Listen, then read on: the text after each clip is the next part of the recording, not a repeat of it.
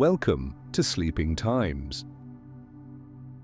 Did you know that the friendly old man in red we know today started as a 4th century revolutionary who was imprisoned, possibly punched a heretic in public, and donated his entire fortune so radically that he challenged the power structures of a collapsing empire? The real story of Saint Nicholas has nothing to do with reindeer, chimneys, or lists of well-behaved children. It's a fascinating journey through 1700 years of cultural transformations, relic thefts, religious wars, and finally, the greatest corporate marketing operation ever created. Today we're going to discover how a Mediterranean bishop became the most powerful commercial icon on the planet, and what this transformation reveals about ourselves and the world we live in. If you're not already subscribed to the channel, hit that subscribe button and turn on the bell notification so you don't miss any of our nighttime stories. Oh, and don't forget to leave a comment below telling us where you're watching from and what time it is there. It's always amazing to see how our community is spread across the world. Now, how about turning off the lights, finding a comfortable position, and getting ready to discover the real man behind the most commercialized myth in history? A journey that crosses empires, continents, and millennia all the way to your nearest shopping mall. Close your eyes for a moment and imagine the Mediterranean in the 4th century. Not the Mediterranean of modern cruises, but a deeply ancient sea where every wave carried stories of empires being born and dying. On the southern coast of present-day Turkey, there was a city called Myra, a port where the aroma of cinnamon mixed with sea salt, where Persian merchants negotiated silk alongside Greek fishermen mending nets under century-old olive trees. In this world, a man would emerge whose name would cross millennia. But here's something fascinating. Practically nothing we associate with him today existed in his time. There were no red sleighs, no flying reindeer, no chimneys. There was only a bishop in a troubled region of the Roman Empire trying to survive one of the most violent eras in human history. So how did this man transform into the most powerful commercial icon on the planet? The answer doesn't lie in fairy tales. It lies in the layers of time, in cultural transformations, in human needs that cross centuries. It lies in how different peoples shape the same figure to serve their own dreams. And perhaps most importantly, it lies in what this transformation reveals about ourselves, about what we choose to remember and what we prefer to forget. Myra no longer exists by that name. Today it's Demre, a modest Turkish city where tourists take selfies in Byzantine ruins without fully understanding what they're seeing. The stones still guard inscriptions in ancient Greek. The Roman theatre, with a capacity for 10,000 people, remains partially standing, a silent witness to when this region was one of the cultural centres of the known world. In the 3rd century, when our character was born, the Roman Empire was in profound crisis. Not the crisis we see in today's headlines: stock market crashes, political scandals, inflation, but an existential crisis. Emperors assassinated every few years, entire legions decimated by plagues, borders invaded from all sides. It was what historians call the crisis of the 3rd century. 50 years of nearly uninterrupted chaos.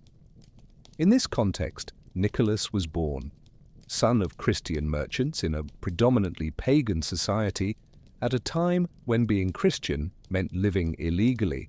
Imagine growing up knowing that your faith could cost you your life, that gathering to pray was an act of rebellion against Rome, that your parents hid sacred texts under floorboards, fearing nighttime raids by imperial soldiers. Houses in Myra were built of limestone with red terracotta roofs that gleamed under the Mediterranean sun.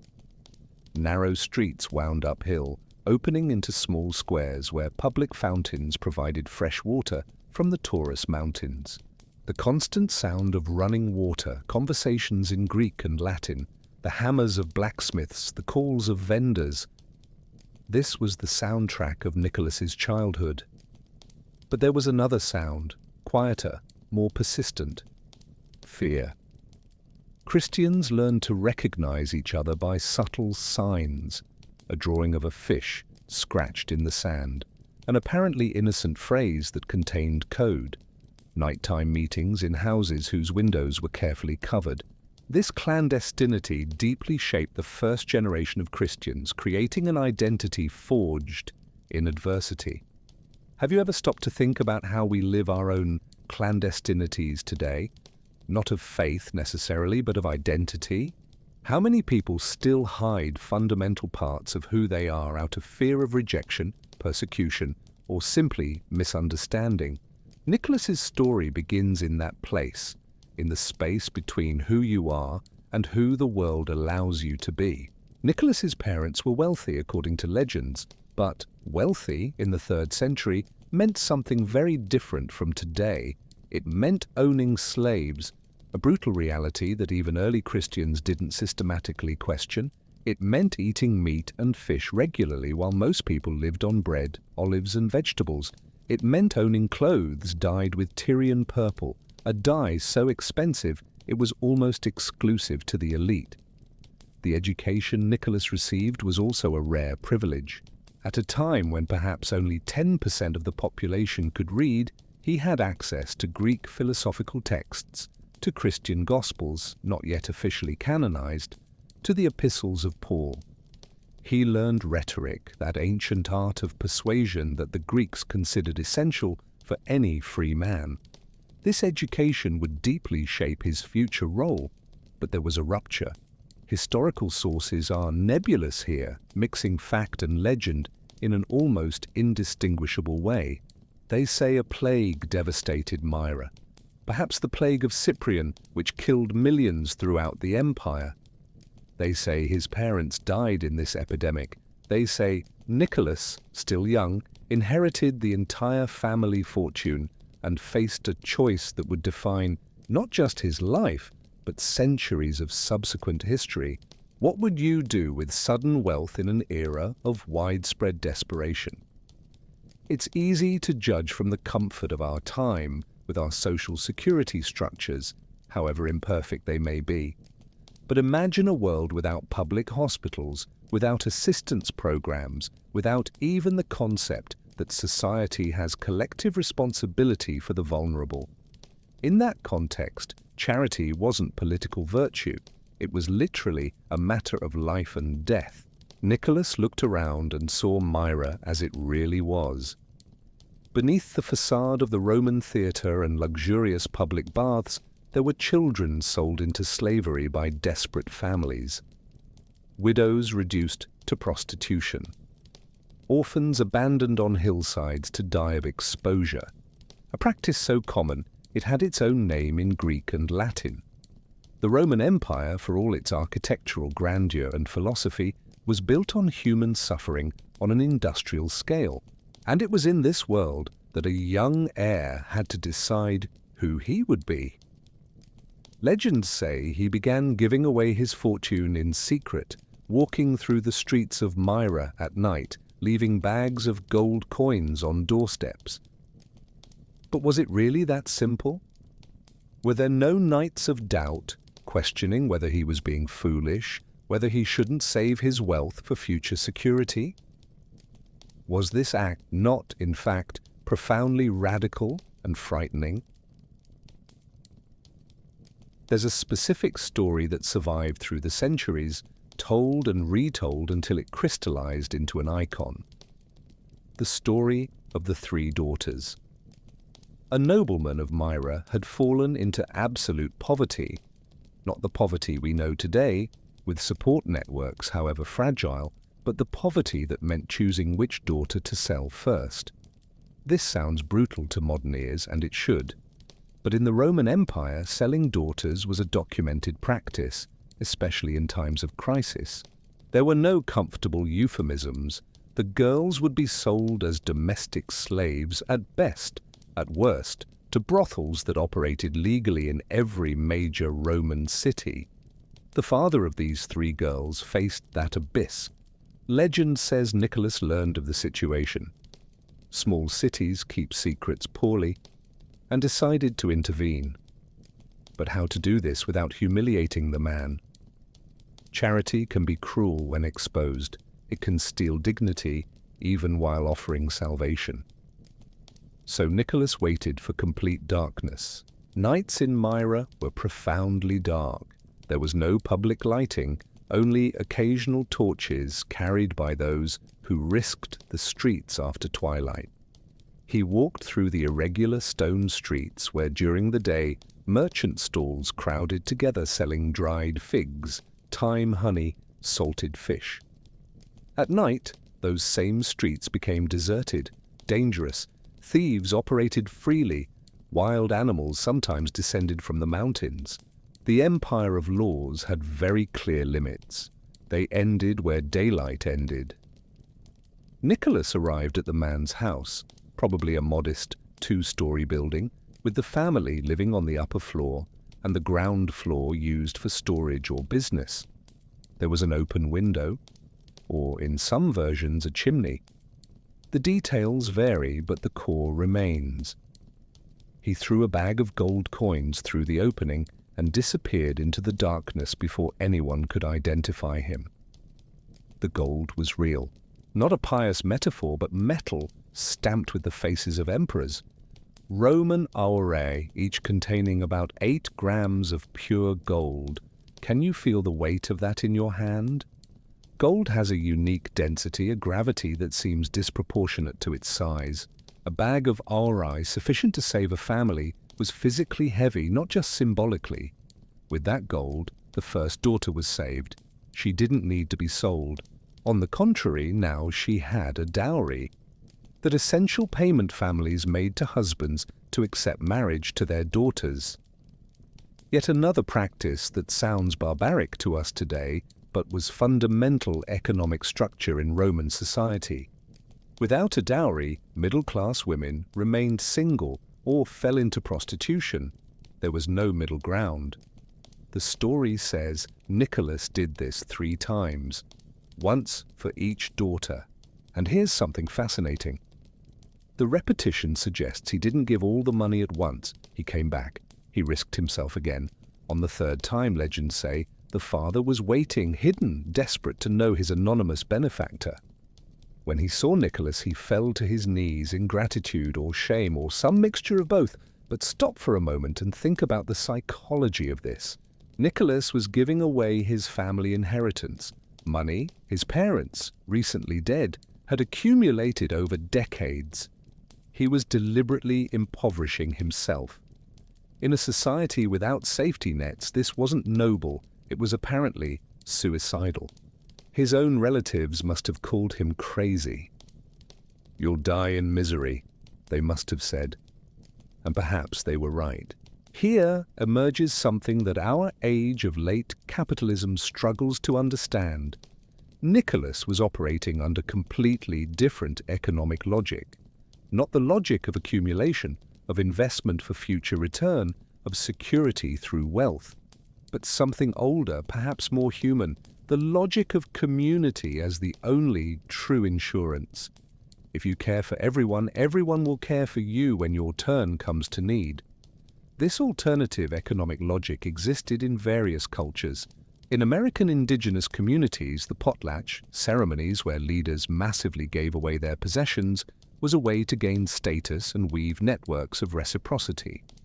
In pre-colonial Africa, Ubuntu systems emphasized that I am because we are.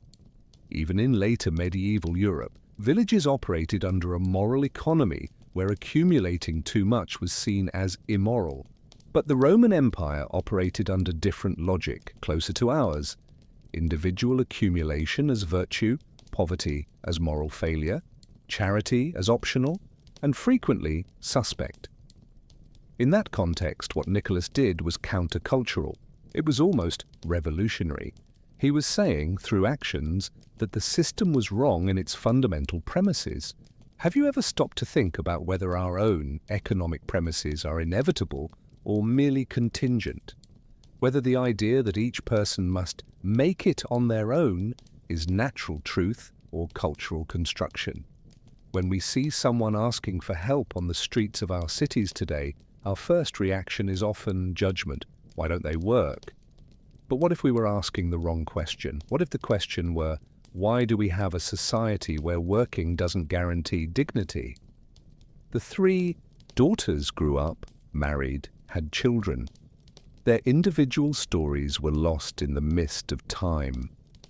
But the act that saved them echoed through the centuries. It transformed into legend, then into tradition, finally into global ritual.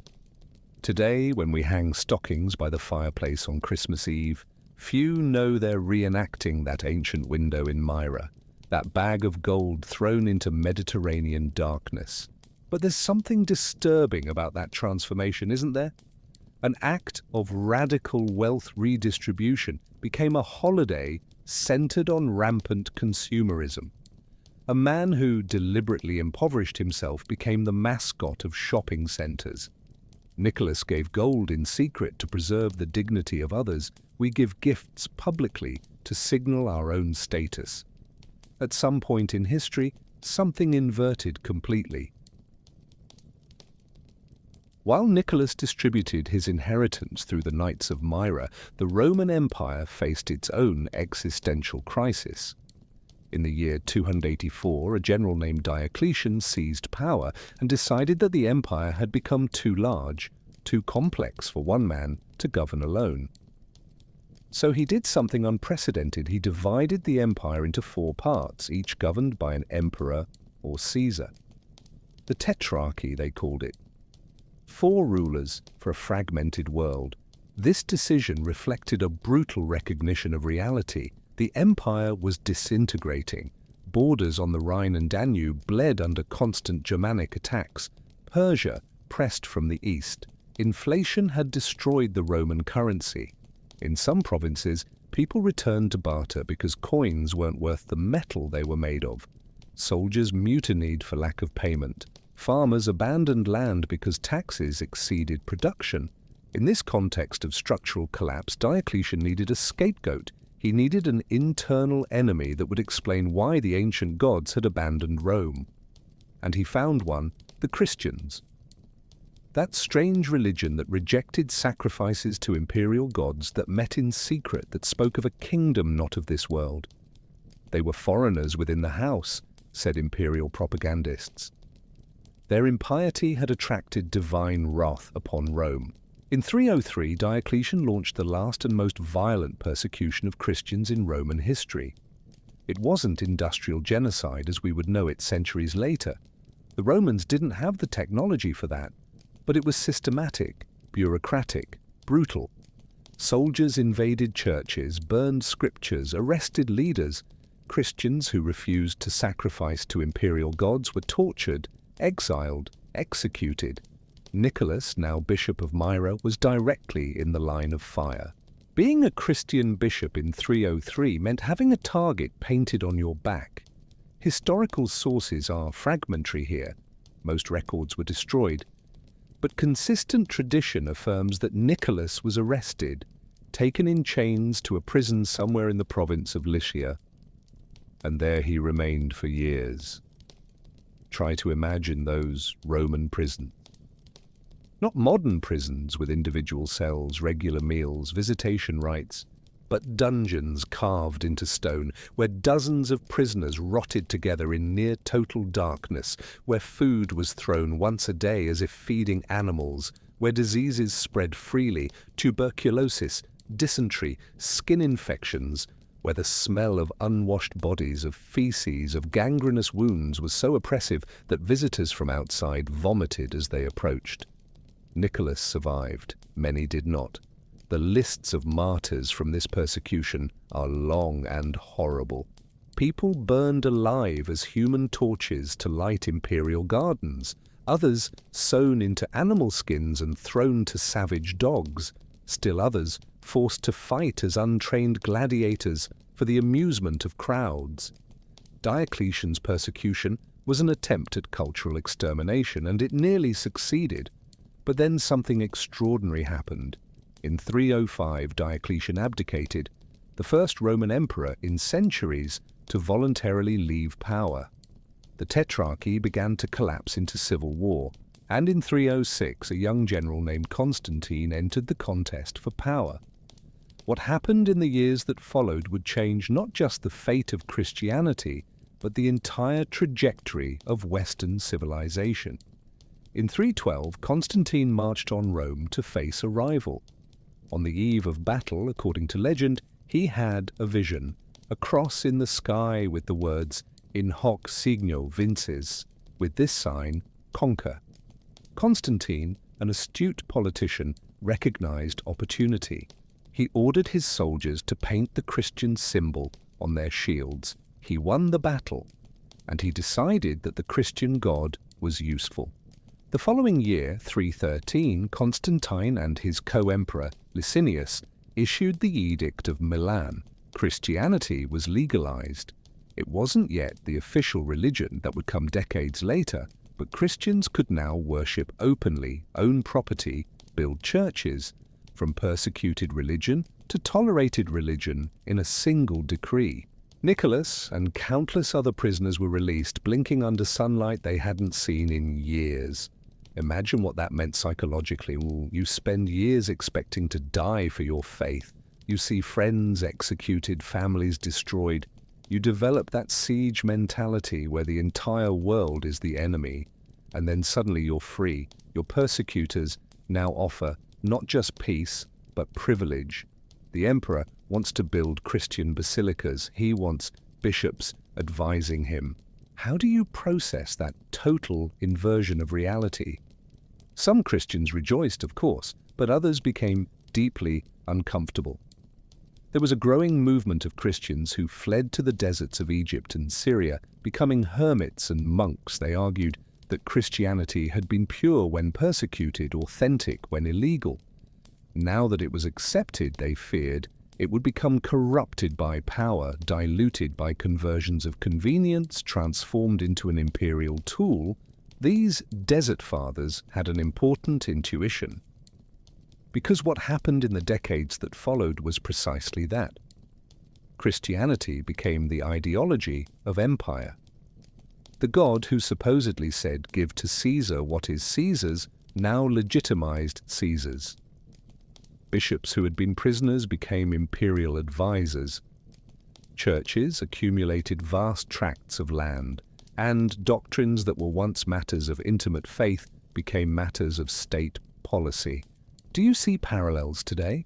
When radical movements are co-opted by structures of power, when language of social justice is used by corporations in marketing campaigns, when symbols of resistance are sold in department stores. The story of how Christianity went from persecuted sect to imperial religion is a story told repeatedly in different contexts throughout the centuries. Nicholas was in the middle of this transformation. Released from prison, he returned to Myra not as a hidden criminal, but as a respected public figure. He began building churches where pagan temples once stood. He began participating in councils where bishops debated doctrine under the interested gaze of emperors. He was navigating a new world where the rules had changed completely, but where new and subtle dangers lurked around every corner. In the year 325, Constantine summoned all the bishops of the empire to a meeting in a city called Nicaea, not far from the imperial capital of Nicomedia. It was a brilliant political maneuver. By gathering Christian leaders under his authority, Constantine positioned himself as arbiter of the new religion, even without being a theologian. He wanted unity. A fragmented empire could not support a fragmented religion as well. Nicholas was there. Bishop of an important port city, he probably traveled by boat along the coast, then by Roman road uphill to Nicaea. The city was transformed. Hundreds of bishops from across the known empire, from Britain to Mesopotamia, from African deserts to Germanic forests. It was the first time many of them had seen each other. They spoke Greek, Latin, Coptic, Syriac, Armenian. They wore different vestments, had different liturgical customs, interpreted scriptures in different ways. The council took place in an imperial palace, not in a church. This detail matters. Imperial soldiers guarded the doors. The emperor opened the session personally, dressed in purple and gold, making clear who held real power. The bishops could debate theology, but Constantine would decide what was orthodox and what was heresy. It was a new kind of Christianity, imperial Christianity, Christianity as a tool of the state. The central question seems abstract to modern ears: the nature of Christ. A priest from Alexandria named Arius argued that Christ, being the Son of God, must be subordinate to the Father. There was a time when the Son did not exist, Arius said. This seemed logical. Fathers come before sons. But other bishops, led by Alexander of Alexandria and his assistant Athanasius, vehemently rejected this. Christ was co-eternal with God the Father, they argued, of the same substance, homoousios in Greek. It seems Byzantine, in the worst sense of the word. Theologians debating how many angels dance on the head of a pin. But the implications were enormous. If Christ was subordinate, then Christianity had divine hierarchy, a model for earthly hierarchies. Emperors could be seen as intermediaries between Christ and humanity. But if Christ was equal to God the Father, then human hierarchies were temporary constructions without inherent divine sanction. The debates became heated. Bishops shouted at each other. Accusations of heresy flew like arrows. And here enters one of the most famous legends about Nicholas, a story that modern historians doubt, but which reveals something important about how he was remembered. They say that Arius was presenting his ideas when Nicholas, unable to contain his rage, stood up and punched Arius in the face. If this really happened, it was scandalous. Violence at a religious council in the presence of the emperor against an ideological opponent. Nicholas would have been arrested, temporarily stripped of his bishopric, according to legend. But the story persisted because it captured something, the idea that certain questions are too important for polite debate, that there is a time for diplomacy and a time for direct action. That kindness does not mean passivity.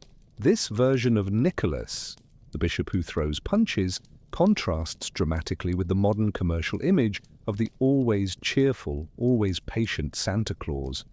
But it's more complex, more human. It shows a man capable of violence when principles are at stake, not a plaster saint always serene. And it raises uncomfortable questions.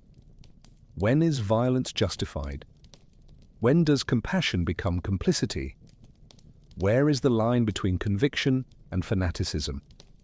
In the end, the Council of Nicaea condemned Arius. It adopted the Nicene Creed, affirming that Christ was God of God, light of light, true God of true God, begotten, not made, of one substance with the Father. These carefully chosen Greek words would become the basis of Christian orthodoxy for centuries. But the debate didn't end there. It continued for decades, causing schisms, exiles, sometimes war. Nicholas returned to Myra. He continued his work, building churches, organizing charity, mediating disputes. But the world had changed irrevocably. Christianity was no longer a grassroots movement. It was imperial politics. Bishops were no longer leaders of persecuted communities. They were administrators of a rising institution. With that power came temptations, compromises, corruptions that the Desert Fathers had predicted. There are fragmentary records of other acts of Nicholas. They say he saved sailors in a storm, appearing miraculously on their ships. They say he resurrected 3 young men who had been murdered and dismembered by an evil innkeeper. They say he multiplied grain in times of famine. Many of these stories are clearly legendary echoes of biblical miracles retroactively attributed to a popular saint. But there was a real core.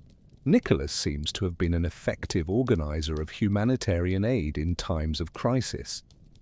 In an era without government assistance agencies, the Church was often the only institution capable of coordinating food distribution, care of the sick, rescue of captives.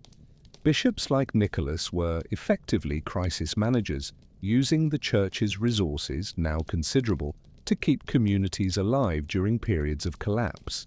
This social function of early Christianity is often forgotten. When the Roman Empire began to fragment in the 5th century, when systems of public aqueducts and roads fell into decline, when civil administration collapsed, the Church remained. Bishops became figures of authority, not just spiritual but administrative.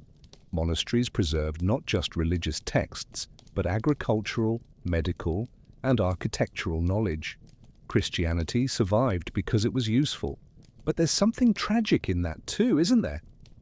A religion founded by an itinerant carpenter who said, "My kingdom is not of this world," became precisely an institution of this world.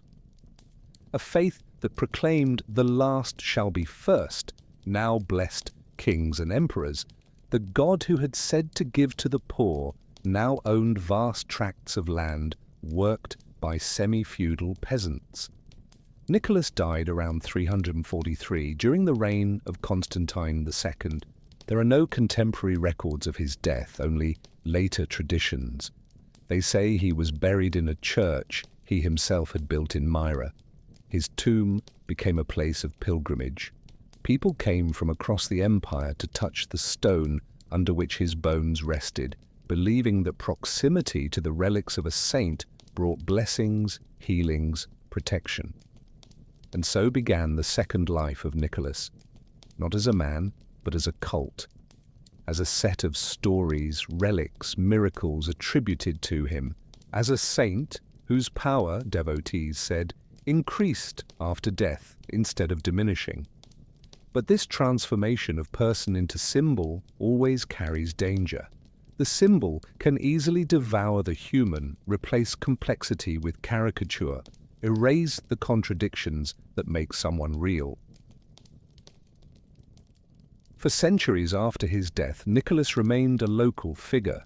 His cult was strong around the eastern Mediterranean, especially in communities of sailors and merchants who considered him their patron. But he was one saint among many, not particularly distinguished. The Middle Ages had literally thousands of saints. Each city, each profession, each affliction had its specific patron. Saints were the interface between humans and the divine, celestial advocates for earthly needs. The medieval cult of saints was a complex system and, to modern eyes, often bizarre. Saints had specializations. Saint Sebastian protected against plague, Saint Agatha against fire, Saint Christopher against sudden death. The faithful prayed to appropriate saints depending on their needs, as if consulting a medical directory. And more effective saints, those whose prayers seemed to work, attracted more devotion, more pilgrims, more money, because there was an entire economy built around saints. Cities that possessed important relics, like a piece of bone, a fragment of clothing, any object associated with a saint, became pilgrimage centers. Pilgrims needed lodging, food, guides. They bought amulets, icons, holy oil. They left donations. Monasteries and cathedrals that controlled important relics accumulated substantial wealth. This created a fascinating black market, relic trafficking. Thieves invaded the tombs of saints and stole bones. Dishonest monks sold authentic relics that were obviously forgeries. There were so many nails from the true cross circulating that, as one medieval skeptic observed, they would build an entire ship. So many baby teeth of the infant Jesus that they would give 3 or 4 complete jaws. In 1087, something extraordinary happened to Nicholas, or rather, to his bones. Myra, by that time, was under Turkish control following the Islamic conquests of the 7th century. Christians still lived there, still maintained the Church of Nicholas, but the region was politically separated from Christian Europe. And merchants from an Italian city called Bari decided that this was unacceptable, and conveniently, a business opportunity. an expedition of sailors from Bari sailed to Myra. According to Italian accounts, they asked permission to venerate the relics of Nicholas. The Guardian monks, suspicious but without an army to resist, allowed it. The Italians entered the church, located the sarcophagus, broke it open, took the bones, and fled back to their ships. It was a bold theft, justified as a rescue of a saint from infidel hands. The bones arrived in Bari in May 1087 in a triumphal procession. The city exploded in celebration. The Pope sent legates. A basilica was quickly built to house the precious relics, and Bari, a previously relatively minor port city, became an important pilgrimage destination. The cult of Saint Nicholas, now Saint Nicholas of Bari, grew exponentially throughout Western Europe. But there's a deliciously complicated detail. The Turks of Myra said the Italians had stolen the wrong bones, that the true relics of Nicholas remained hidden. And indeed, in Myra today, they show tombs presented as belonging to Nicholas. So who is right, Bari or Myra? And more importantly, does it matter? If millions of faithful believed for centuries that the bones in Bari were Nicholas's, if miracles were attributed to them, if identities were shaped by that belief, then are those relics true, in some sense deeper than purely forensic? This question about authenticity versus belief permeates not just religious history, but all human experience. When we visit Shakespeare's house in Stratford-upon-Avon, does it matter that it's probably not where he was born, but a later reconstruction? When we celebrate Thanksgiving by reenacting a myth of cooperation between pilgrims and natives that obscures colonial violence, is that celebration false or a genuine expression of contemporary values? The cult of Nicholas in medieval Europe acquired characteristics he never had in life. He became the patron of children, although historical records suggest no particular affinity with childhood. He became associated with giving secret gifts, extrapolating from the three daughters and the dowries. He became protector of sailors because of legends of maritime miracles. Each group projected their needs onto the saint, molding him to their image. In medieval Holland, a particularly elaborate tradition developed. Sinterklaas, the Dutch version of Saint Nicholas, arrived by ship in late November, accompanied by helpers. He visited houses and left gifts for children who had behaved well. Children left their shoes near the fireplace or window, sometimes with carrots for Sinterklaas's horse. In the morning, they found candy, fruit, small toys. This Dutch tradition is crucial because it would be exported to America. When Dutch colonists established New Amsterdam, future New York, in the 17th century, they brought Sinterklaas with them. But on American soil, something fascinating would happen. The medieval saint would be transformed into a completely secular figure, appropriate for a nation proud of the separation of church and state. Sinterklaas would become Santa Claus. But we're getting ahead of the story. Back to medieval Europe. Nicholas became one of the most popular saints on the continent. More than 400 churches dedicated to him in England alone, countless more throughout France, Germany, Italy, Eastern Europe. His feast day, December 6th, was celebrated with processions, theatrical plays, festivities. It was a moment of social inversion. Children elected boy bishop, who would govern for a day. Servants switched places with masters. This ritual inversion is important. Medieval society was rigidly hierarchical. Kings, nobles, knights, clergy, merchants, artisans, peasants, serfs. Social mobility was rare. But on certain holy days, especially the day of Saint Nicholas, the rules were temporarily suspended. It was a pressure valve, a way to relieve social tensions through controlled transgression. For one day, the last were first, and then order was restored. Do you see how this is simultaneously subversive and conservative? It allows criticism of hierarchy, but contained within safe limits. It offers a taste of equality, but only temporary, making permanent inequality more palatable. It's what anthropologists call a ritual of reversal, present in many cultures, always serving the function of social stabilization. Carnival in Brazil functions similarly: intense transgression for specific days, then return to normalcy. The popularity of Nicholas in medieval Europe also reflected specific anxieties. Europe of the 12th to 15th centuries lived under constant threat of famine, plague, violence. Child mortality was brutal. Perhaps half of children died before age 5. Sea voyages were immensely dangerous. Supernatural protection wasn't a luxury, it was a psychological necessity for survival.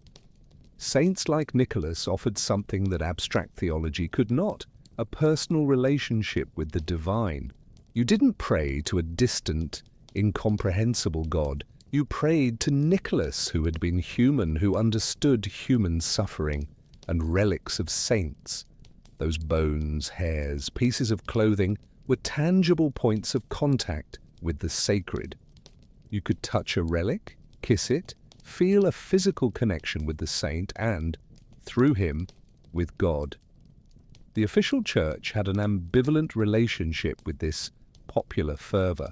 On one hand, the cult of saints brought the faithful to churches, generated donations, reinforced clerical authority.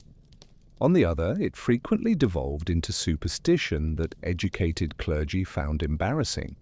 People attributed magical powers to relics, treated saints as if they were minor gods, mixed Christianity with persistent pagan practices. This tension between official religion and popular religion was never fully resolved. And when the Protestant Reformation exploded in the 16th century, it would attack precisely these practices. Martin Luther and John Calvin denounced the cult of saints as idolatry, the commerce in relics as fraud, the promises of indulgences as extortion. They wanted a return to purer Christianity based on Scripture, without intermediaries between the faithful and God. On October 31st, 1517, a German monk named Martin Luther supposedly nailed 95 theses to the door of the church in Wittenberg. This act, whose actual historicity is debated, symbolizes the beginning of the Protestant Reformation.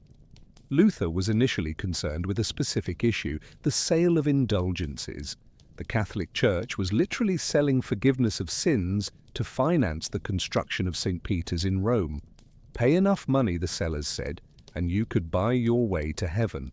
Luther was horrified. This completely perverted the message of the gospel, he argued. Salvation didn't come through works or payments, but through faith in Christ. God's grace couldn't be bought. The church had become a money-making machine, exploiting the belief of the faithful. His 95 theses were an attempt to initiate academic debate about these practices. Instead, they initiated a revolution. The new technology of the movable type printing press, invented by Gutenberg just decades before, meant that Luther's ideas spread with unprecedented speed. His theses were translated from Latin into German, printed by the thousands, distributed throughout Central Europe in weeks.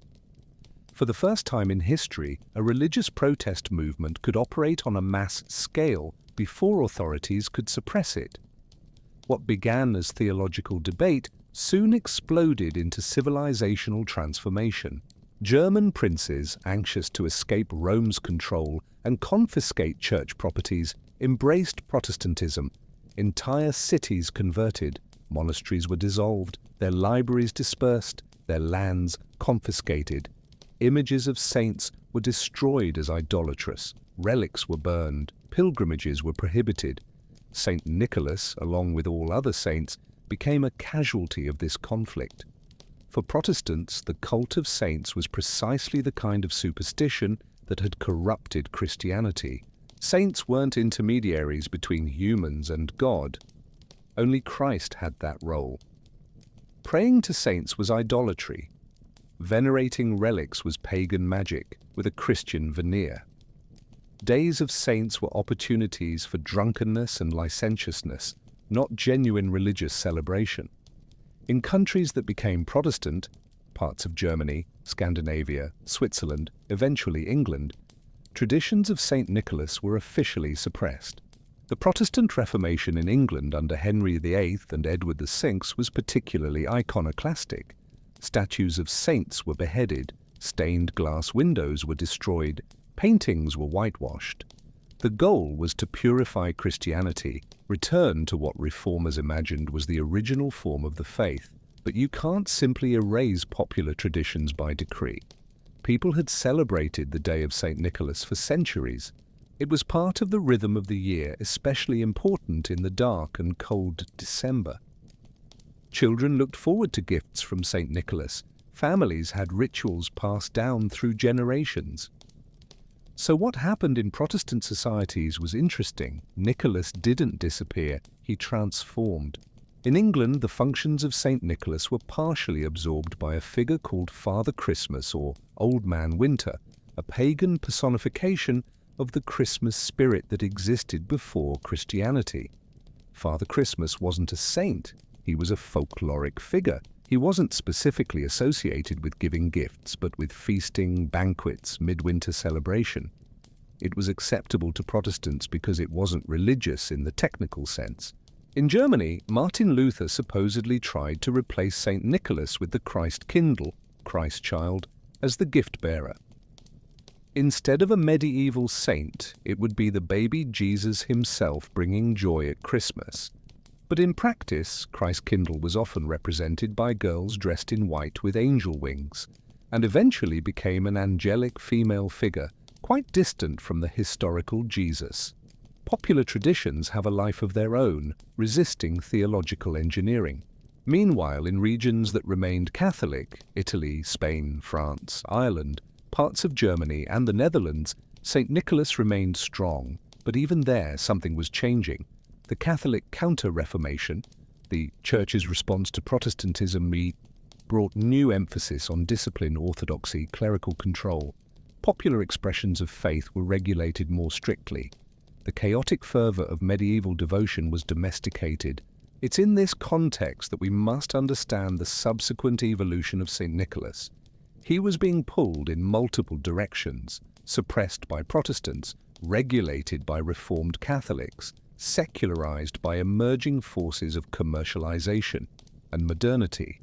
The 4th century saint would be unrecognizable in what he was becoming, but even more radical transformations were still to come. Europe of the 17th and 18th centuries was changing fundamentally. The Enlightenment promoted reason over faith, science over superstition. The scientific revolution transformed human understanding of the cosmos. Mercantile capitalism evolved into industrial capitalism. Modern nation-states were consolidating power, often in opposition to religious authority. Medieval traditions seemed increasingly archaic, incompatible with emerging modernity. In this environment, something fascinating happened. St. Nicholas began to emigrate, literally. European colonists brought their traditions to the Americas, Africa, Asia, the Pacific. But in the process of transplantation, these traditions transformed, adapting to new cultural environments. And in no place would this transformation be more complete, more bizarre, more consequential than in the United States of America. New Amsterdam, a Dutch colony at the mouth of the Hudson River, was founded in 1624.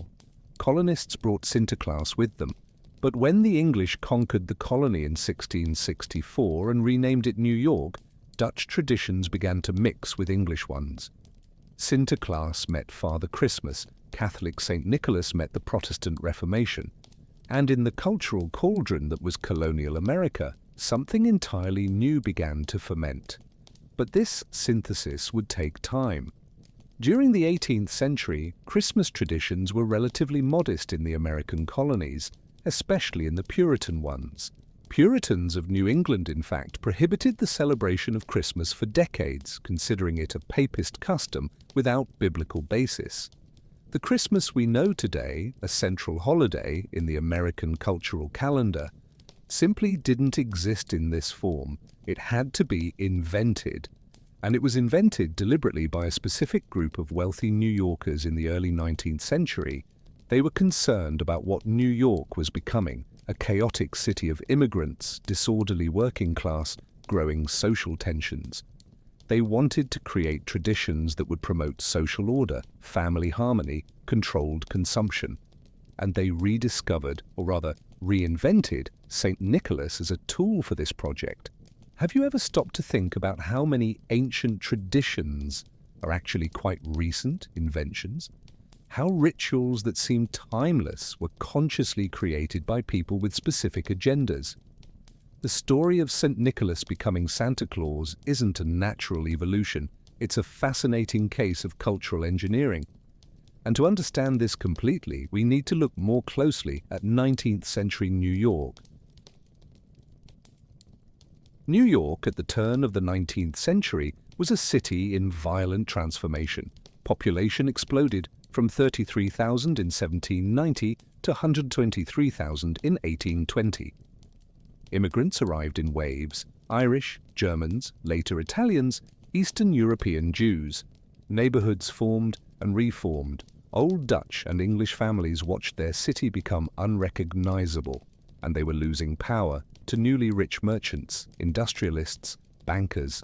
These established elites, names like Irving, Moore, Pintard, were nostalgic for a past that probably never existed. They idealized Dutch New Amsterdam as an orderly, harmonious, traditional society.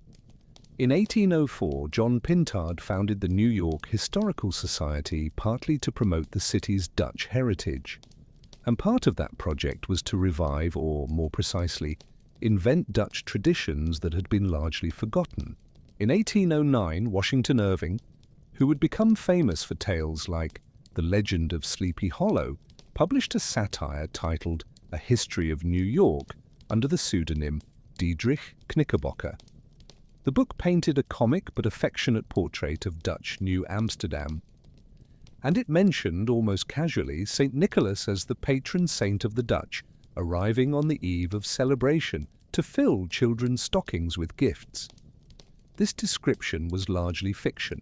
Irving was extrapolating from fragments of real Dutch tradition, but adding details from his own imagination. Later critics showed that many elements Irving attributed to the Dutch had no real historical basis, but the public loved it. The idea of a benevolent Saint Nicholas visiting homes resonated with something deep, a desire for magic, generosity, childhood innocence in an increasingly commercial and cynical world. In 1821, a small children's book was published anonymously, The Children's Friend. It included a poem about Santa Claus, spelling in evolution, who flew in a sleigh pulled by a reindeer, came down chimneys, and left gifts for good children. Here, for the first time, appeared elements that would become central: reindeer, sleigh, chimney. But Santa Claus was still small, elf-like, sometimes a bit threatening. Bad children would receive punishment, not gifts. Then came 1823. In the December 23rd edition of the Troy Sentinel newspaper, a poem titled A Visit from Saint Nicholas was published anonymously, beginning "'Twas the night before Christmas." Authorship is debated but generally attributed to Clement Clark Moore, a professor of biblical literature and Hebrew scholar. The poem would be reprinted countless times, memorized by generations of American children, and fundamentally shaped the modern image of Santa Claus. Read with me the key elements. Saint Nicholas arrives on Christmas Eve, not December 6th, his traditional feast day. He flies in a miniature sleigh pulled by 8 named reindeer. He comes down the chimney with a sack of toys. He's fat, jolly, wears furs. He has a white beard. He reappears at the chimney with a twist of his nose and flies away saying, "Happy Christmas to all, and to all a good night." Every detail was an innovation. Medieval Saint Nicholas was thin, an ascetic bishop in liturgical vestments. Dutch Sinterklaas was solemn, even severe. But this new Santa Claus was jolly, an English word difficult to translate, something between cheerful, fun, slightly intoxicated, with goodwill. He was a fundamentally non-threatening, non-religious figure dedicated exclusively to making children happy through material gifts. Why did this resonate so strongly? Partly because of timing. America in the 1820s was becoming a middle-class society with growing disposable income. The concept of childhood was changing, from small adults who needed to work for economic contribution to a special phase of innocence that should be protected and indulged. Giving gifts to children became a way to express love, investment in the future, participation in modernity. But there were darker dimensions. The poem presents Santa Claus as a figure of surveillance. He sees when you're sleeping, knows when you're awake, knows if you've been good or bad. It's a domestic panopticon, a tool of parental control disguised as festive magic. Children were encouraged to behave not out of intrinsic kindness, but for future material reward. It was, in essence, capitalism applied to childhood. This transformation of Saint Nicholas, from a bishop who gave away wealth to the poor to a figure who rewards good behavior with gifts, completely inverts the original message. Historical. Nicholas challenged the economic structures of his time.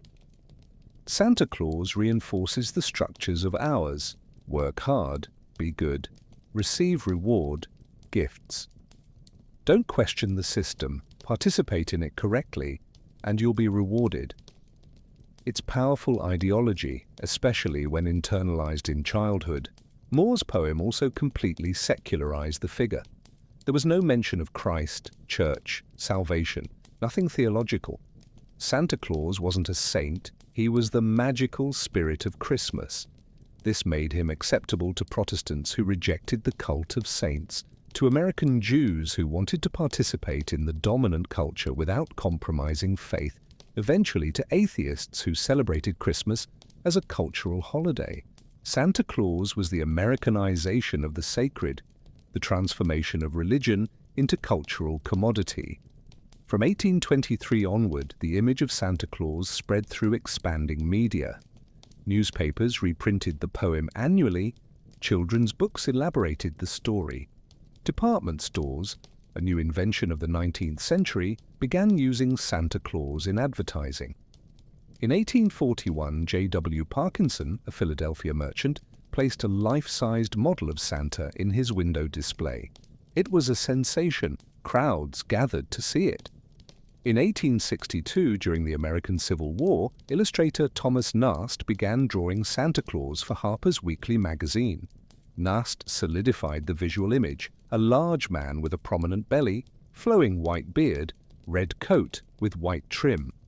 Nast also situated Santa's residence at the North Pole, a conveniently inaccessible place beyond the jurisdiction of any nation. He added a workshop where elves manufactured toys. He created a book where Santa recorded the behavior of all children. Nast's drawings circulated widely, creating consistent visual iconography. For the first time, children across the country had the same mental image of Santa Claus. This standardization is characteristic of modernity, the replacement of local variations with uniform national culture facilitated by mass production and mass communication. Santa Claus became one of America's first truly national icons. But something interesting was happening. While America was inventing Santa Claus, it was simultaneously forgetting Saint Nicholas. Catholic immigrants, Irish, Italian, Polish, brought traditional devotion to the saint, but their children and grandchildren, anxious to assimilate, often abandoned foreign practices in favor of Americanized versions. Saint Nicholas on December 6th gave way to Santa Claus on December 25th. Religious figure gave way to secular icon. This process of Americanization through forgetting affected countless immigrant traditions. It's painful but common. The second generation often rejects the cultural heritage of their parents as embarrassing, outdated, an obstacle to acceptance. Only the third or fourth generations, secure in their Americanness, sometimes rediscover roots with something like nostalgia. But what they rediscover is often a romanticized version, disconnected from lived reality. Have you experienced this? That tension between assimilating and preserving cultural identity, between participating in the dominant culture and maintaining traditions that seem out of place? It's a dilemma that immigrants face in every generation, in every country. And the choices made were what to keep, what to abandon, what to transform, shape not just individuals, but entire societies. By the end of the 19th century, Santa Claus was firmly established in American culture. But his true apotheosis was still to come, transformation into a global icon of consumption through corporate advertising. And the principal architect of this transformation would be one of the most powerful corporations ever created. A company that sells colored sugar water but dominates the cultural imagination of the world. During the first decades of the 20th century, Santa Claus was already an established figure in American culture, but his appearance still varied. Some artists drew him tall and thin, others short and robust. His suit was sometimes green, sometimes brown, often red, but in different shades. There was no registered visual trademark, no definitive image that everyone recognized instantly. That was about to change. The Coca-Cola company, founded in 1886 by an Atlanta pharmacist, grew explosively in the early 20th century. But it faced a seasonal challenge. Sales plummeted in winter. Soft drinks were associated with warm weather, refreshment under scorching sun. How to sell Coca-Cola when it snowed? The solution they found would transform not just their sales, but global culture, associating Coca-Cola with Christmas through Santa Claus. In 1931, Coca-Cola hired a commercial illustrator named Haddon Sundblom to create a Christmas campaign. Sundblom drew Santa Claus as a kindly grandfather, chubby, with rosy cheeks, twinkling eyes, a warm smile. He wore vibrant red, Coca-Cola red, although it's an exaggeration to say Coca-Cola invented Santa's red. It was already common.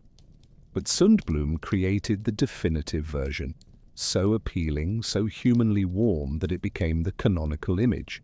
Crucially, Sundblom depicted Santa drinking Coca-Cola. After a long night delivering presents, Santa relaxed with an ice-cold soft drink and cookies left by grateful children. These images appeared in magazines, billboards, newspaper ads, posters in stores. They were reproduced millions of times over decades. Sundblom continued painting Santas for Coca-Cola until 1964. They saturated public consciousness. The impact was profound. Coca-Cola didn't invent Santa Claus, but it created his most reproduced, most recognized, most global version. When the company expanded internationally after World War II, it brought this Santa with it. Countries without a Christian tradition, without a history of Saint Nicholas, without any previous celebration of Christmas, suddenly saw images of a fat man in red on billboards and in cinemas. And because Coca-Cola was a symbol of modern, prosperous, powerful America, Santa Claus became a symbol too. Was this cultural imperialism? Undoubtedly. But it was peculiarly soft imperialism, sold through desire rather than force. No one was forced to adopt Christmas or Santa Claus. But when images of happy American families, decorated houses, gifts under glowing trees, flooded cinemas and magazines globally, when these images were associated with modernity, prosperity, happiness, resisting was difficult. It was FOMO on a civilizational scale. Japan is a fascinating case. Christianity has always been a tiny minority, less than 2% of the population. But after World War II, during American occupation, Christmas began to be celebrated as a commercial holiday. There's no day off. People work on December 25th, but there are decorations, trees, gifts, Santa Claus. And there's a peculiar tradition born from a brilliant marketing campaign, eating Kentucky Fried Chicken on Christmas. In 1974, KFC in Japan launched the Kentucky for Christmas campaign. It was such a massive success that it continues today. Japanese families make reservations weeks in advance to guarantee a bucket of fried chicken for their Christmas meal. It's entirely a corporate invention with no basis in Japanese or American tradition, but it became an authentic tradition for millions. If people believe it's traditional, practice it annually, pass it to their children. Isn't it traditional in some real sense? This fluidity of tradition is unsettling for purists, but it's precisely how culture has always worked. Traditions are invented, forgotten, reinvented constantly. What troubles us about KFC Christmas or Coca-Cola Santa isn't that they're inauthentic. All traditions were new once. What troubles us is that we can see the engineering, identify the precise moment of invention, name the corporations responsible. The construction is too visible, but was medieval Saint Nicholas more authentic? He too was constructed by pious legends, creative hagiographers, a church that needed popular saints to attract the faithful, cities competing for lucrative relics. The difference is time. Centuries of practice cover invention with a patina of antiquity, making the constructed seem eternal. In the second half of the 20th century, Santa Claus completed his global conquest. He appeared in Hollywood films distributed worldwide, in songs by Bing Crosby and Elvis Presley broadcast on global radio, in television programs that families watched together. Miracle on 34th Street, 1947, and later Rudolph the Red-Nosed Reindeer, 1964, created expanded mythology. North Pole, elves, reindeer, Mrs. Claus. Shopping centers on every continent installed thrones where children could sit on Santa's lap and whisper their wishes. This practice, strange when we think about it, encouraging children to sit on the lap of a strange man, became a central ritual of modern childhood. Parents waited in line for hours for a photo of their child, scared or radiant with the shopping mall Santa. These photos became precious memories, evidence of a magical childhood. But who were these Santas? Often men working for minimum wage, sweating under synthetic beards and padded suits. Some loved the work, genuinely enjoyed bringing joy to children. Others tolerated it, counting minutes until the end of their shift. Occasionally, scandals emerged, drunk Santas, abusive Santas, Santas who collapsed from exhaustion. Behind the magic, there was always work, sweat, economic precarity. This creates an interesting cognitive discomfort. We want Santa to be real for our children, but we know it's a performance, often poorly paid. We collectively participate in an illusion, agreeing not to break it in front of the children. But what lesson do we teach? That magic is a commodity bought at the mall, that the emotional labor of creating joy is invisible and undervalued, that appearances matter more than reality. Do you remember when you discovered Santa wasn't real? For many children, it's a moment of genuine loss, the first confrontation with the fact that adults lie, that the world is less magical than promised. Some parents approach this carefully, transforming the revelation into a rite of passage. Others let children discover it, sometimes cruelly from mocking classmates. There's no consensus on the ethics of perpetuating the Santa myth. Critics argue it's harmful to teach children to believe an elaborate lie, that it undermines trust when the truth emerges.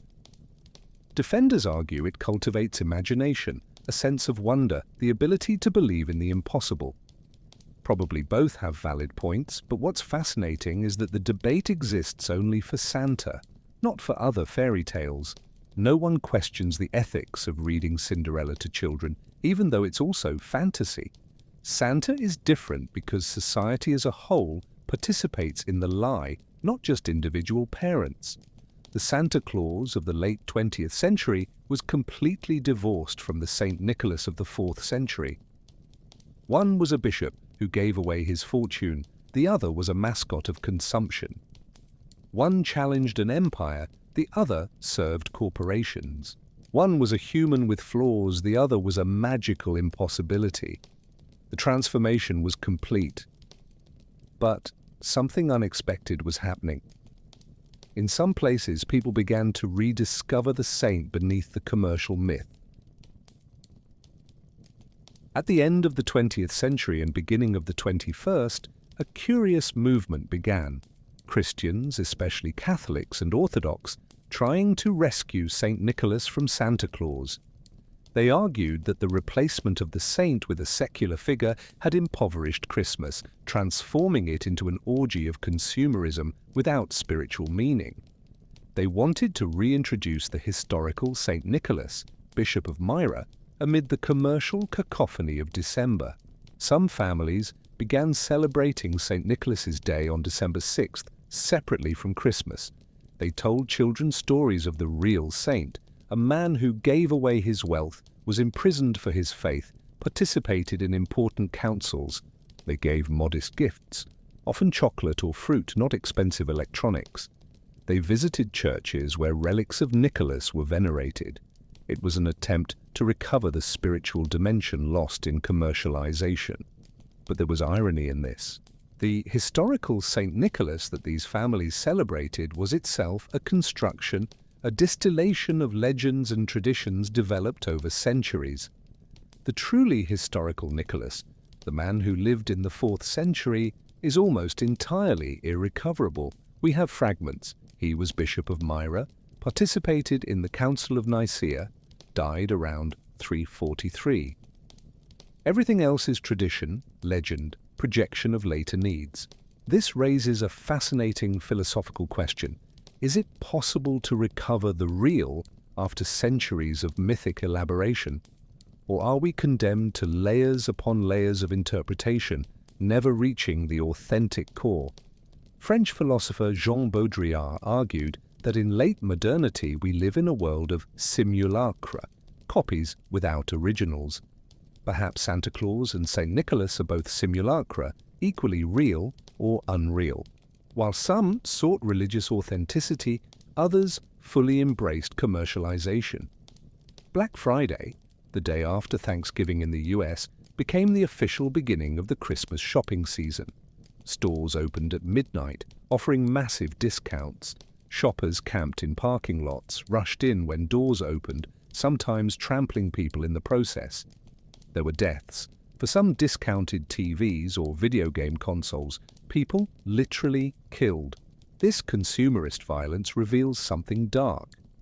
We've been taught that love is expressed through gifts, that a person's worth is measured by material generosity, that a successful Christmas requires spending beyond our means.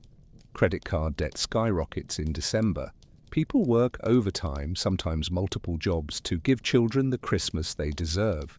The pressure is immense, sometimes crushing. And for what?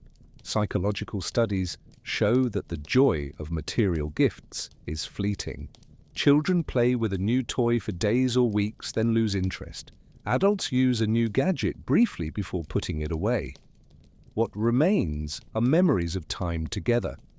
But ironically, the Christmas season often means less quality time because everyone is stressed, rushing, shopping.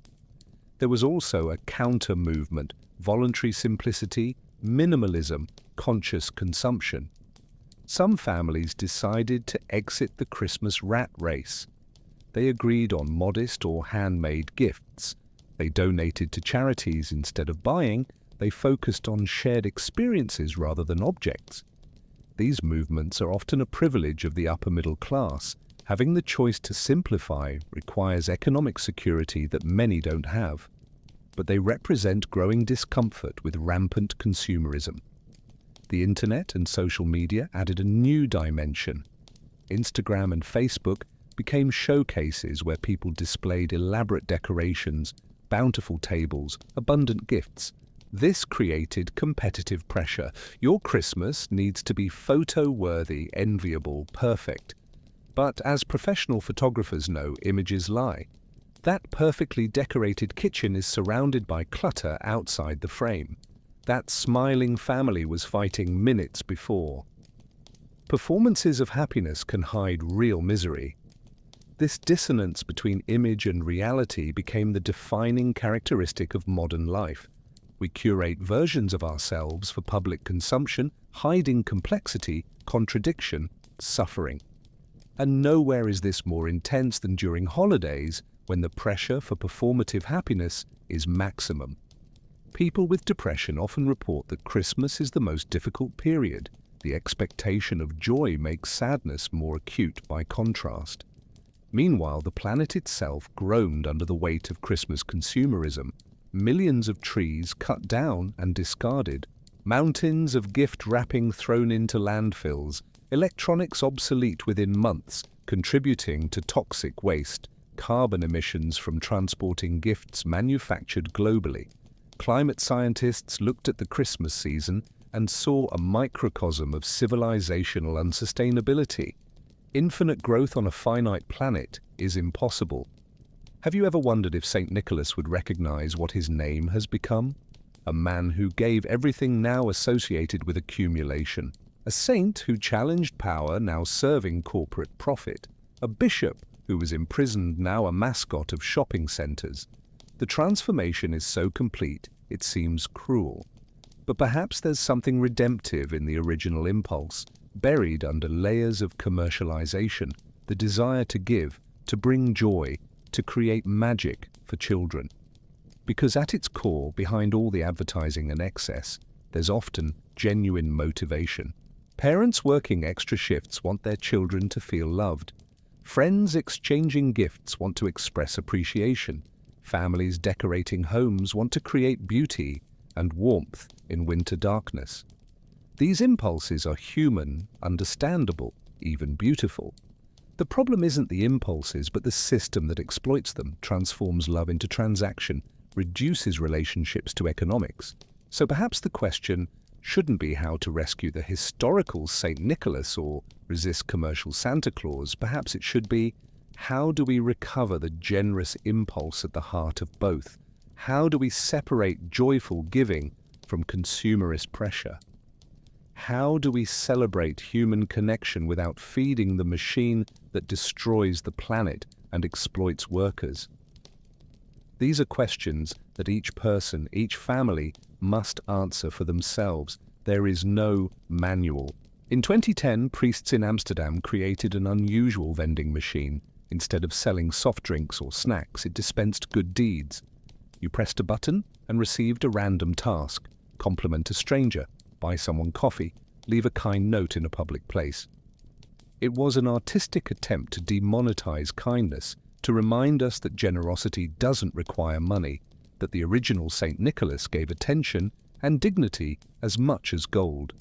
The machine went viral online, of course, but how many people actually changed their behavior? How many incorporated generous practices into their daily lives beyond executing the machine's task once? It's easy to love the idea of kindness.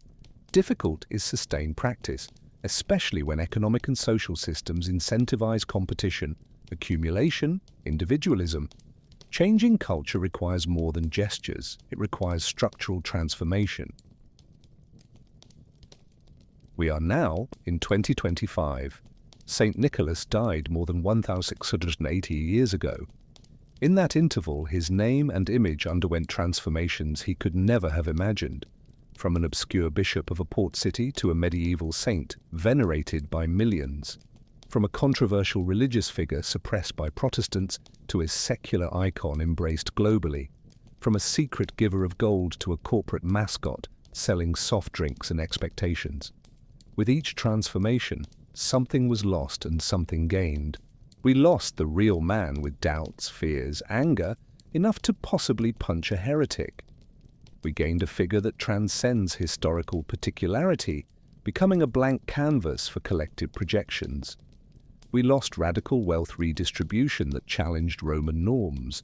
We gained an annual ritual of gift-giving that, for all its problems, creates moments of genuine joy. But what did we completely forget? We forgot that Nicholas lived in a collapsing empire, in an era of existential crisis, not so different from ours. The Roman Empire of the 4th century faced climate change, a small ice age, cooling temperatures, devastating pandemics, mass migrations pressing against borders, extreme ideological polarization between religious factions, brutal economic inequality, loss of faith in traditional institutions. Does that sound familiar? We too live in an era of accelerating climate change. We just went through a global pandemic that killed millions. Desperate migrants cross borders while nationalists demand walls. Political polarization is so intense that families can't eat dinner together without fighting.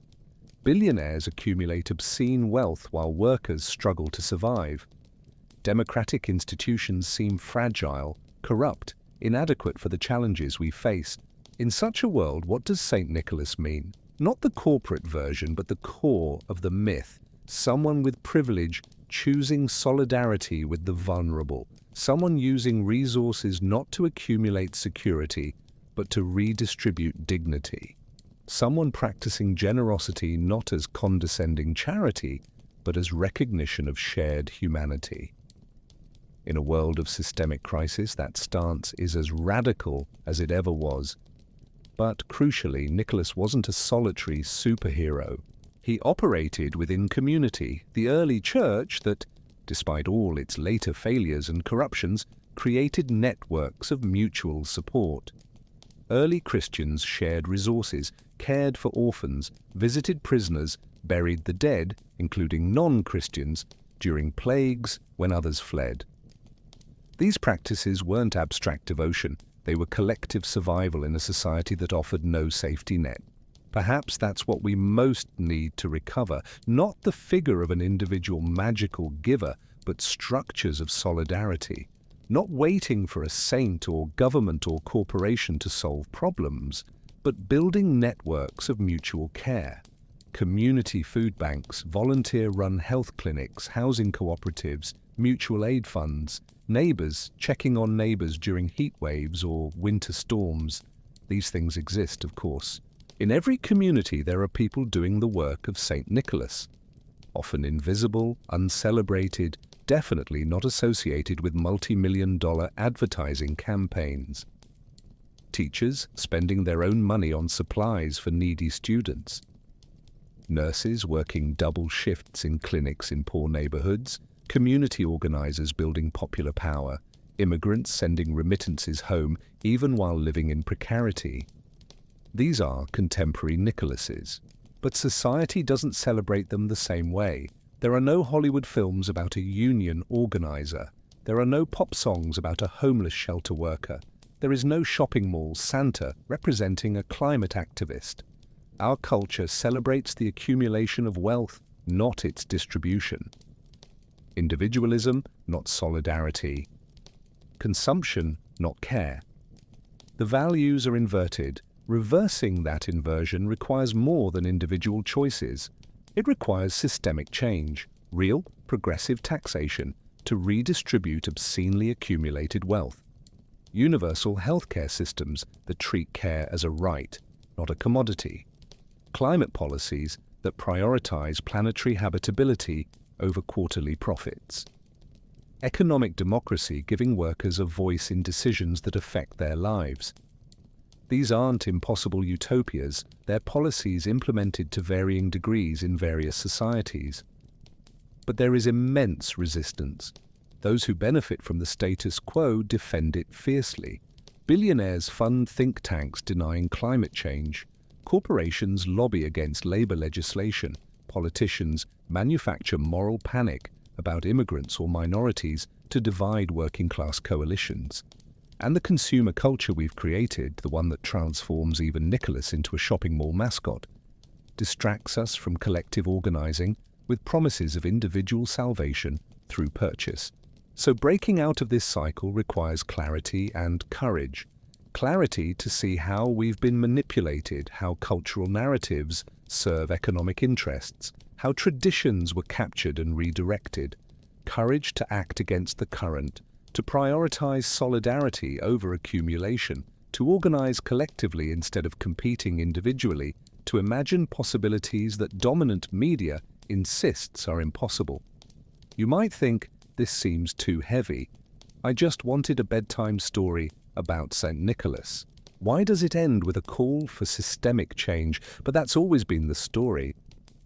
Nicholas isn't a fairy tale about magic. It's a story about real choices in difficult circumstances, about how we respond when the world asks more of us than personal comfort, about transforming indignation at injustice into consequent action. The true story of Saint Nicholas has no clean ending. He died, was buried, his bones were stolen, his name was transformed beyond recognition. But the impulse he represented, radical generosity, solidarity with the vulnerable, courage to challenge unjust norms, that impulse cannot be stolen or commercialized or completely forgotten. It lives every time someone chooses care over accumulation, community over individualism, justice over convenience. Perhaps then the task isn't to rescue the historical Saint Nicholas from the rubble of time. Perhaps it's to recognize that each of us faces the choices he faced. When we see injustice, when we have resources, time, money, skills, privilege, when social structures incentivize accumulating while others suffer, in those moments we are challenged to choose. Nicholas chose to give, he chose to risk, he chose a side. The question his story places before us is simple but devastating. And you? And in that question, finally, there is no difference between the 4th century bishop and you today. Time disappears, context changes, but the dilemma remains. And in the quiet of night, when advertising falls silent and products are forgotten and social masks are removed, the question waits. How do you choose to live in a world that desperately needs the generosity you can offer? So we arrive at the end of this long journey from ancient Myra to the contemporary world, from historical man to global myth, from Christian saint to secular icon. You've followed the story through centuries of transformation, seen how a religious figure became a commercial tool, witnessed the rise and fall and resurrection and recapture of a simple idea. Generosity matters. But what do we take from this story? Not the academic facts, though they are fascinating. Not moral outrage at consumerism, though it's justified. What we take is an invitation to examine our own lives, to ask, what myths do we live? What stories do we tell about who we are and how the world works? And do these stories serve us well or imprison us in patterns that exhaust the soul while destroying the planet? Because we all live mythologies, conscious or not. Some of us live the myth of success through hard work, that if we try hard enough, we'll be rewarded. Others live the myth of consumption as fulfillment, that the right product will bring the happiness we lack. Still others live the myth of powerlessness. The problems are too big, systems too powerful, individual effort too futile. These myths shape actions, limit possibilities, define destinies. Saint Nicholas, through all his transformations, offers a different myth, that generosity is power. Not power over others, but the power to transform reality through intentional action. He had gold and chose to distribute it. He had privilege and chose solidarity. He had security and chose risk. And these choices echoed through millennia, shaping cultures, inspiring movements, touching billions of lives. Of course, the story was captured, distorted, commercialized. But consider, why so much effort to capture this specific narrative? Because radical generosity threatens systems based on accumulation. Because solidarity challenges competitive individualism. Because a figure who gives everything confronts a culture demanding we accumulate more. Nicholas is dangerous, so he must be domesticated, transformed into an inoffensive Santa Claus that reinforces consumerism instead of challenging it. But domestication is never complete. Even the commercialized version retains fragments of the original disturbing figure. Even the corporate Santa Claus carries echoes of the bishop who deliberately impoverished himself. That's why the story persists. That's why it continues to disturb. That's why we need to revisit it, retell it, rediscover it in each generation. Beneath layers of Coca-Cola red paint, human bone still pulses, and that bone, that irreducible reality of a person who lived and chose and acted, calls to us across the centuries, not with commandments, but with an invitation. The invitation is to experience generosity not as moral obligation, but as liberation, as a way of living that breaks the logic of scarcity, as a spiritual practice that reconnects us with shared humanity, as political resistance against systems that profit from our mutual alienation. Gifts that really matter don't cost money. Time, increasingly scarce in an economy demanding constant productivity. Attention, a rare resource in a culture of perpetual distraction. Presence, being fully with someone instead of half present, half on your smartphone. Witness, validating someone's experience, believing it when society doesn't. Advocacy, using privilege to amplify marginalized voices. Action, showing up when others need you, not just when it's convenient. These gifts require more than money. They require slowing down when everything incentivizes speed. They require vulnerability when culture values invulnerability. They require commitment when cynicism seems safer. They require hope when despair seems more realistic. They're difficult. They're radical. They are, in a word, holy, in the original sense of set apart, different, operating under alternative logic. But they're also possible. Millions of people practice generosity like this daily. You probably know some. The person who always remembers birthdays, who checks in on you when you're quiet, who offers a couch when you need a place to stay. The person who organizes community action, who goes to protests, who donates consistently to causes that matter. The person who chooses a poorly paid career because it serves others. These are contemporary Saint Nicholases. The question is whether you will be one of them. Not perfectly, no one is, but intentionally, consistently, knowing that individual choices accumulate into cultures, that cultures shape systems, that systems structure possibilities. Change operates at all these scales simultaneously. You can't fix the world alone, but you can practice generosity where you are. And when millions do this, the world changes. So as you drift towards sleep, carry this image. Myra at night in the 4th century. Dark, dangerous, deserted streets. A man walking alone with a bag of gold. He arrives at a house where a family faces desperation. He throws gold through the window and disappears into the darkness. By morning, the family discovers salvation. They'll never know who, but they'll know that someone saw their suffering and acted. That someone could be you. In your context, in your time, with your resources, you see suffering. It's not hard, it's everywhere. You have something to offer: time, money, skills, voice, presence. And between seeing and acting, there is choice. Nicholas chose to act. He chose repeatedly until giving became who he was, not just what he did, until his identity was so tied to generosity that 700 years later, we still speak of him. You don't need to be remembered for millennia, but you can choose today and tomorrow and the day after to practice generosity that matters to specific people in specific situations. You can choose the side of solidarity in a world preaching competition. You can choose hope in an age of cynicism. You can choose action when inaction seems easier.